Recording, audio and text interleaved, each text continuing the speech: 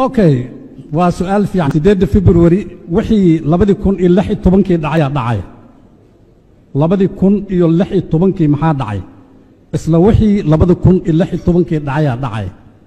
waa la socoteen 2016 kii baarlamaanka federaalka wuxuu ku ekaa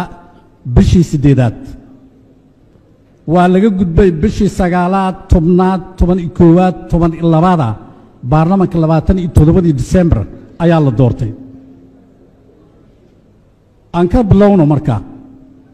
marka laga bilaabo aan ka bilowno 8aad oo waqti uu ka dhamaan lahaa 9aad 10aad 11 12 January February farmaajo la doortay waa 6 bilood oo madaxweyne Xasan Sheekh uu joogay wuxuu ku joogay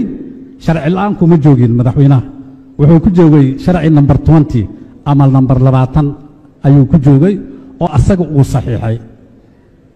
isla sharcigii oo xilligaasi madaxweyne Xasan uu saxiixay ayaan annaga tixraacaynay iyo qodobkii 6aad oo la bedelay isla tii haddana madaxweynaha dekreeto ku soo saaray marka 2016 kii sidii Xasan Sheekh uu ahaa hay'adaha la saaxiibkii ayuu ahaanaya farmaajo 2021 ilaa madaxweyne uu ka yimaado uu joogaya